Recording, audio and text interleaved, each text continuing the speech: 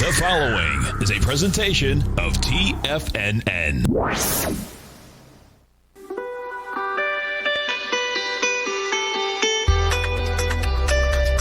The Morning Market Kickoff with your host, Tommy O'Brien.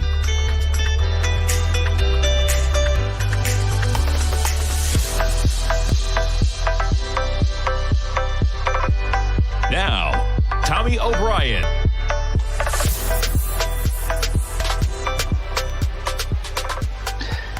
Good morning, everybody. I'm Tommy O'Brien, coming to you live from TFNN, 8:30 a.m. Wednesday morning, 60 minutes to go until that opening bell, and we got markets in negative territory. Off of the lows we had last night, S&P's right now negative by about 12 points, trading at 33.22. We had been as low as about 32.91 at about 2 a.m. Eastern time. Also back down to that S&P's at about 5:30 a.m. You're down there at 32.96, so you've bounced about 26 points in the S&P's. We're up right where we were at about 6:45 a.m. this morning, up 33.22. You see the action last night in the S&P's. The debate. Unfortunately, not too much substance in the debate. Make of it what you like. Nonetheless, we did trade higher until the very near end of that debate. We're talking about ended at about 10:30. It went from 9 p.m. Eastern time. There you see 9 o'clock. We're trading about 33.35. You make it up to a high of 33.58. My take on it, if you've seen it, I mean, they started to talk about election security, and I think we got a glimpse of what the rhetoric and the mood might be like in a close election in terms of the president talking about fraud, talking about all of the things that he mentioned. The market not liking maybe a glimpse of what may come down the line on a close election, on election night, the days that might follow. You trade from a price point of 33.58 down to that low of 32.91. You're talking about 67 S&P points over the span of about 3.5 hours, from about 10:30 right until that mark at about 2 a.m. Eastern time. We make a low. We bounced a bit. We'll see where the action goes. It's Wednesday trading. We got the NASDAQ negative about 50 points, 11,288. The Dow off 120 points, 27,288. Jumping around to commodities, crude oil, negative 11 cents. You see the slide we had on yesterday in crude. Quite a drop-off, almost $2 yesterday. We trade from 40.40 down to 38.40. We've bounced a bit, but still just kind of consolidating from where we were at about 2 o'clock p.m. Eastern time, 39.18 in the price of crude. Gold contract down about $9 at 18.93. We have silver off 44 cents at $24 on the dot. Notes and bonds, pretty muted action. We had a positive day in price yesterday. We're sitting right where we were yesterday. Flat in the 10-year at 139.25. The 30-year at minus 4 ticks at 177.03. Okay, so let's get into the news of the morning. We'll start it off with, why not, the debate. You know, unfortunate. If you saw it, really very little substance talked about at all. And it's almost not worth addressing the facts mentioned, because not many facts in terms of really mentioned on either side. A tough one with a lot of talking over, especially from the president. But either way, not really shining light on America in a pretty positive light with the rhetoric last night going on our first presidential debate. We got another one. I believe it's October 15th with a meeting style. We'll see how it shakes out, folks. But nonetheless, that was last night. The market really didn't react much, as I mentioned, until the very end. There wasn't really much to react to, in fairness. All right, so the numbers this morning on jobs. We get ADP, 749,000 jobs in September. The estimate was only 600,000. This coming ahead of the non-farm payroll number on Friday that we'll get 8:30 a.m. You're seeing the headline. We're also getting second quarter GDP down 31.4%. I mean, staggering numbers, folks. GDP down 31.4%. The expectation was 31.7%. I mean, these are the things that I would have liked to see the president and Vice President Biden talk about, how we get out of a GDP decreasing 31% with tens of millions on the unemployment rolls. Companies added 749,000 jobs in the ADP. The report comes 2 days ahead of the non-farm payroll number. That number they're looking for is 800,000. The expectation for the number this morning was 600,000. Taking a look at the S&Ps, we are popping a bit from that number coming out at about 815. We've risen a bit even since the lows at about 5:30 a.m. We were down there at 32.96. currently trading at 33.26. The high right here, 33.26, that we were at 645, so just inching above that level in the S&P. Other stories out there, Regeneron with some good news, talking about their coronavirus treatment, reducing viral levels and improving symptoms. So this is a treatment, not a vaccine, but both are going to be effective in terms of getting the economy back open, saving lives. Results of the first 275 trial patients showed the greatest effect in patients who had not mounted their own immune response prior to treatment, suggesting it could provide a therapeutic substitute for the naturally occurring immune response. It's also being studied for the treatment of hospitalized patients and for prevention of infection of people who have been exposed to COVID-19. So that news comes out last night after the bell. You see Regeneron spike up to almost 600. We're back down to 581.50. And other news out there as well. Disney coming out.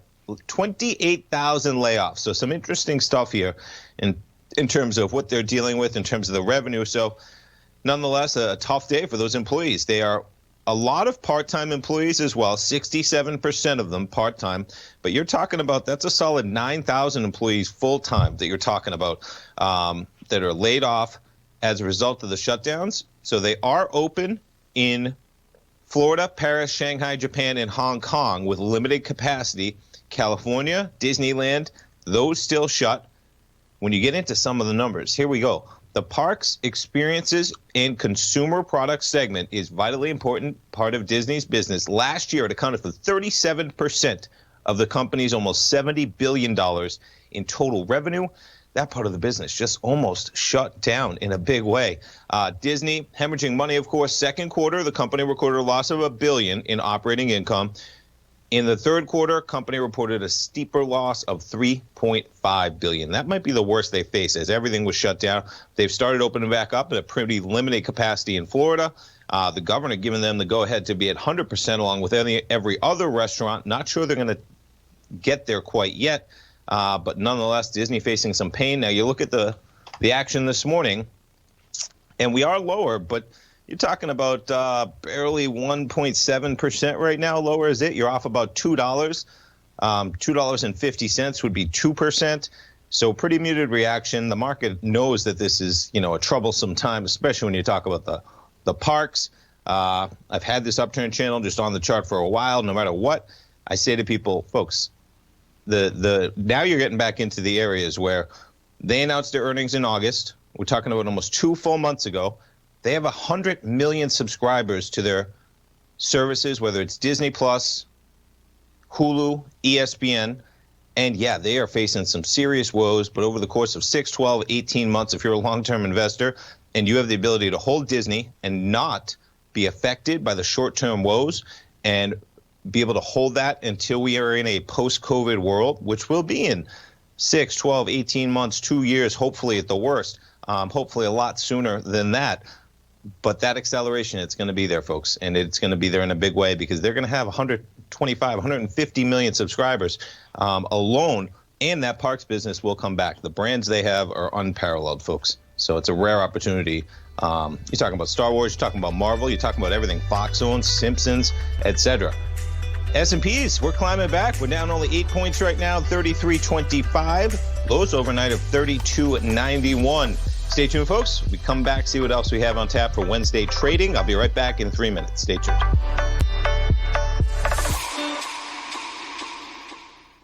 Many of our new listeners have heard about The Tiger's Den. The Tiger's Den is a lively community where professional traders and investors can meet, exchange ideas and information in a comfortable, moderated atmosphere. Hear all of the TFNN shows, plus see all of the charts as they happen live and have access to archives of all of those charts. You can test drive The Tiger's Den absolutely free for 30 days and greatly enrich your knowledge of these markets and how to make your money work for you. Details on The Tiger's Den are on the front page of TFNN.com.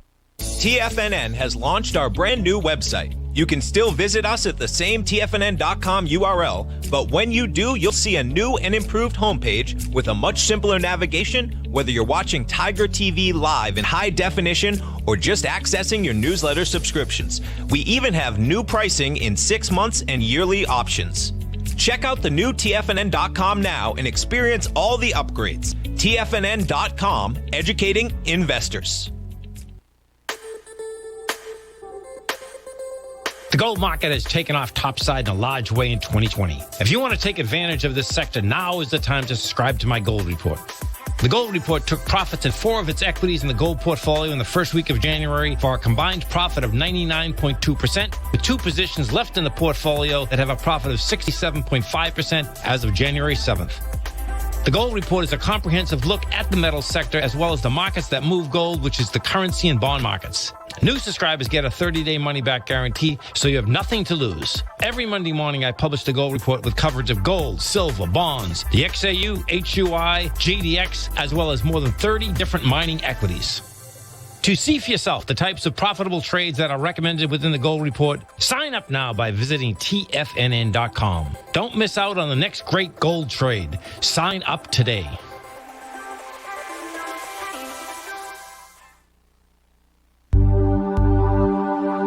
Are China A shares hot or not?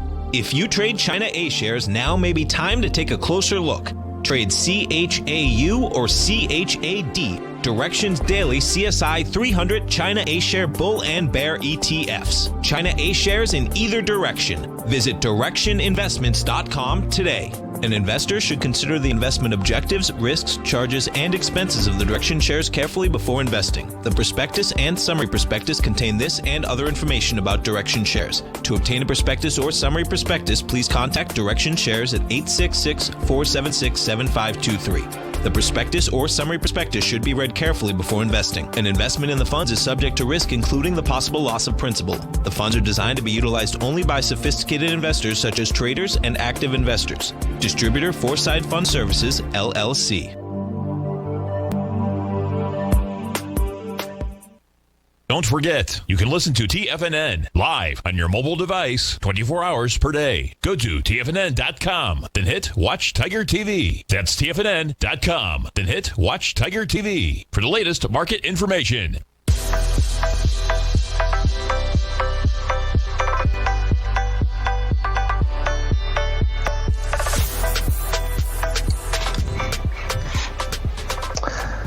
Welcome back, folks. We got the S&Ps rising 33.30 now, technically only off by about 4 points on the session. NASDAQ negative by 22. You get the Dow negative by 52 points. Russell basically flat, holding at 1506. Russell climbing to 1520 last night, down to 1490. Basically a 2% move across the board there. And we're right back to where we were as the close of action on yesterday. All right, what else we got going on? Micron out with their numbers last night. Strong numbers on the quarter, but talking about missing a bit when you get into next quarter. So to pull over here, and why don't I just pull this over? It's not going to open big enough. But the number I wanted to get into here is that it expects fiscal first quarter earnings. This is the next quarter out, Micron, 40 to 54 cents a share on revenue of $5 billion to 5.4. The market was looking for 66 cents earnings per share on 5.27. They're only going to make 40 to 54. That seems to be the biggest one that is hitting this stock. Pretty strong numbers throughout across the board. Otherwise, I was looking for the top line. And let me even get into Micron. You know what we'll do? We'll pull it up this way, and here we go. Yeah, they beat estimates 9 cents a share with quarterly earnings of $1.08. Revenue beat as well, but the lower than expected current quarter revenue estimate, partly due, of course, to the ban on shipments to China's Huawei Technologies. There's your action on Micron. Initially a quick spike, probably on the beat that they had, top and bottom line for the quarter that they were reporting. But as it comes out in terms of the outlook, from 52.67 to 48.90, Microsoft been in one of the poorest performing chip stocks this year. Pre-COVID at 60, down to 31. We've never made it back at basically the early 2020 levels from Micron, and we're going to open a little bit lower today at about $48 and change for Micron shares. In comparison, I mean, check out like a company like NVIDIA, right? Look at that. From 300 down to 200 to 529. Company like AMD, pre-COVID, you're at about $60. You made it all the way up to $95. Dramatic rises in some of those stocks. All right, what else? Palantir, right? Palantir. Will begin trading on the NYSE in a direct listing. Reference price of $7.25 per share. Data analytics company. This values it at about $15.8 billion ahead of its market debut. A direct listing into that market. Asana, they're also going to begin trading on the NYSE with a reference price of 21. That's a software company. Palantir and Asana are only the third and fourth companies to go public via direct listing. That's following Spotify and Slack.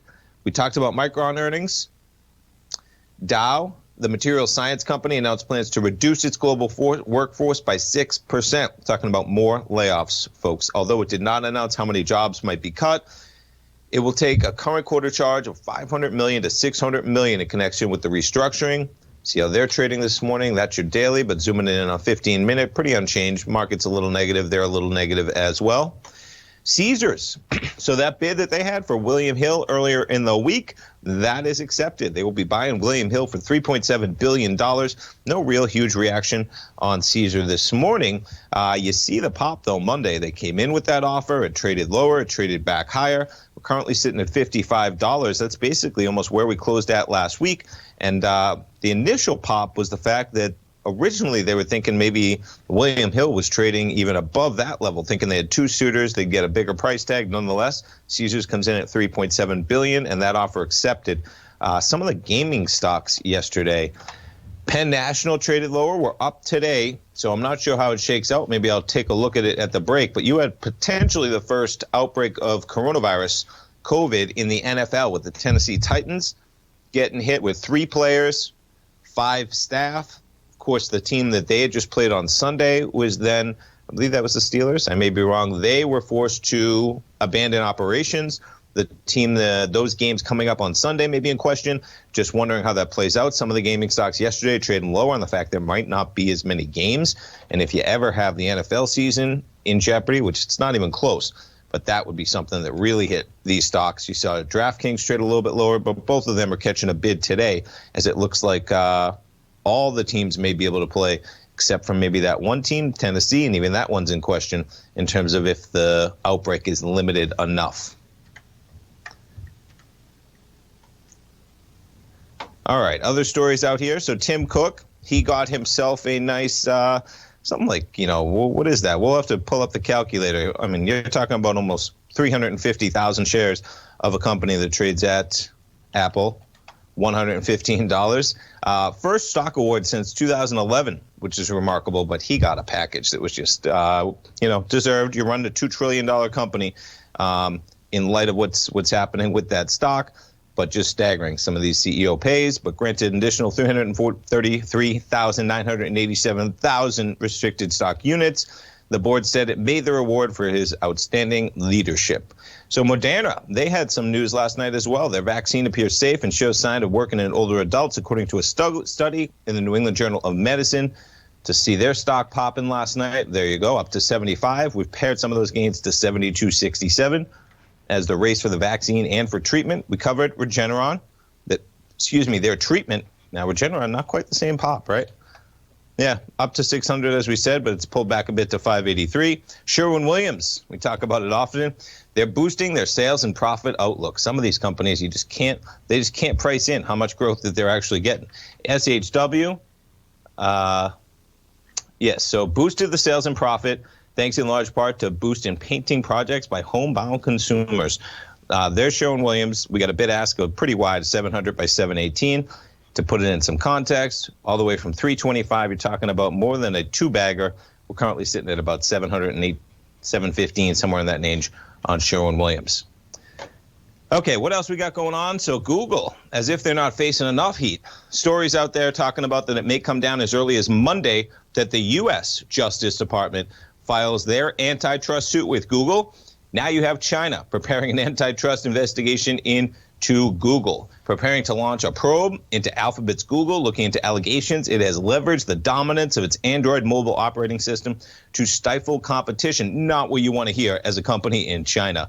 Not exactly a very democratic and just legal system over there. Decision on whether to proceed with a formal investigation may come as soon as October, could be affected by the state of China's relationship with the U.S. I mean, here you're seeing a tit for tat, right? China potentially coming after Google, U.S. comes after Huawei and TikTok.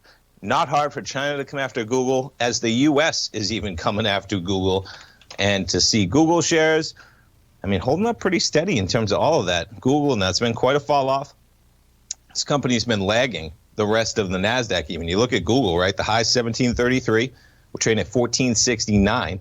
Okay, we're back to all the way, almost talking about May 26 levels. And then you take a look at the NQs. All right, we're only about 1,100 points off the top. And you look at where we were on May 26 in the Qs, you're talking about 95.47. Okay, so Google's right back down to this level. Talk about underperforming. As Google facing more heat, one of the weaker of the FANG stocks. I mean, you're actually below pre-COVID levels. For a company that just dominates the internet, everybody is online. You're under pre-COVID levels on Google, but it's held up relatively well overnight with that news. We did trade a little bit lower, but it looks like we're going to open almost flat for Google shares at 1464. Stay tuned, folks. I'll be right back in 3 minutes to finish up the show. We'll be right back. Stay tuned.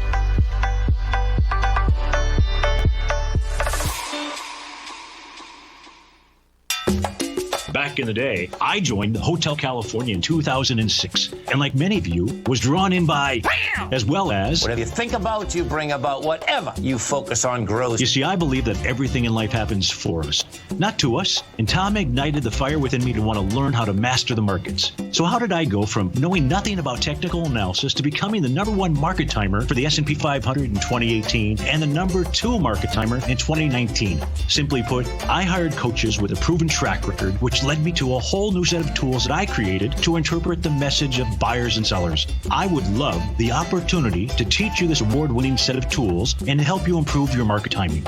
You can test drive my newsletter service, Mastering Probabilities, for the next 30 days with no risk to you. Plus, you'll gain access to archived workshops that'll take you step-by-step through my system. Sign up today by going to the homepage of TFNN.com and selecting Mastering Probability in the newsletter tab. If you haven't checked out the newsletters page of TFNN.com, what are you waiting for? All of the TFNN newsletters are informative, up-to-date, affordable, and a must-have for every trader looking to gain a competitive informational edge in today's markets. TFNN newsletters cover every aspect of the markets to offer you the very latest in market news. Plus, new subscribers get to test drive our newsletters risk-free for 30 days. From all aspects of the markets, including stocks, bonds, metals, commodities, and tech, there's a newsletter to fit your needs exclusively from TFNN. Stay informed each day you trade and get that competitive edge that will help you stay ahead of the game. Visit our newsletters page by going to TFNN.com and click the newsletters button near the top of the page. TFNN.com, educating investors.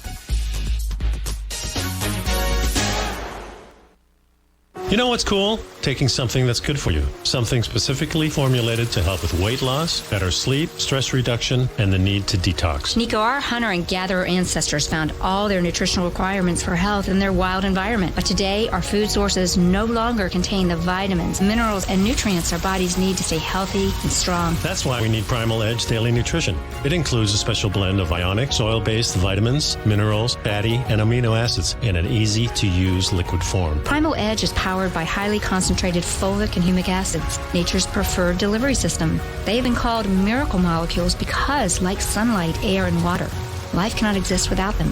That's right, Paige. They ensure we receive all the nutrition we need to be healthy and thrive. We take it every morning. Primal Edge, formulated and approved by Nico and Paige of Living a Primal Lifestyle. Buy it today for just $89. Click on the Primal Edge banner on the front page of TFNN.com.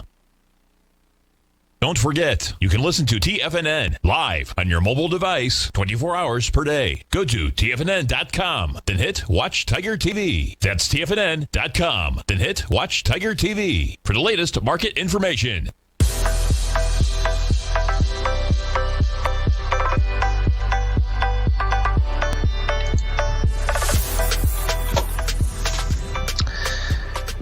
Welcome back, folks. We got the S&P sitting at 3330. You're negative by just 3 points. NASDAQ futures negative by 23. You got the Dow off 48. Russell negative by 1. All the markets in the red, but just barely, and bouncing off the lows that we had overnight. Jumping back to a little bit of football, why not? So Tennessee was the team that had 3 positive tests for players, 5 for staff, you're talking about starting nose tackle, their long snapper, and a practice squad tight end, all placed on the reserve COVID-19 list. They do plan on trying to go forward with the games. They played the Minnesota Vikings. Both those facilities shut down. You may have Tennessee playing potentially Pittsburgh. They may even try to extend it where maybe they're playing Pittsburgh in Nashville. They want to have that game. They might push it back to Monday. They might have more testing. You know what? A big part of it, folks, is more testing in a big way. I saw the story out there, and here it is. 15-minute coronavirus test gets the green light for a European rollout. The more tests you have, I mean, maybe if we just have testing at every single big spot. You want to go to a concert, everybody gets tested, then there's social distancing, right? You want to go for an airline flight, everybody gets tested. I'd feel a lot more secure about going to bigger places with more people or being in a place like an airplane if you had more testing. You see it. The NFL, any type of sports league with players, they're getting tested almost daily so they can catch things immediately. And if we had that type of testing across the board where everybody's getting tested so we catch this thing immediately so that social distancing, we can kind of corral this thing, maybe we get a hold on it before we have to wait for a vaccine in the next 6 months, 12 months, whatever it be. All right, what else we got going on? Automakers. This price tag, how about the average new vehicle price reached a record $35,600? That's the average, folks. It is a big number. Higher trade-in values boosted new car sales in the third quarter. Interesting to see how they all compete in terms of those car makers jumping around a bit. Ford shares, I mean, it's been a tough go around, folks. Look at that daily, right? From $10 to $4, we're sitting at about $660 on Ford. All right, folks, we'll check in on the VIX one final time as we wait for that market open. You get the VIX right now, 2608, just hanging right at where we were from Friday. Thanks for tuning in, folks. Stay tuned. We got our man Larry Pesavento. He's coming up live next with Trade What You See. We'll be right back, folks.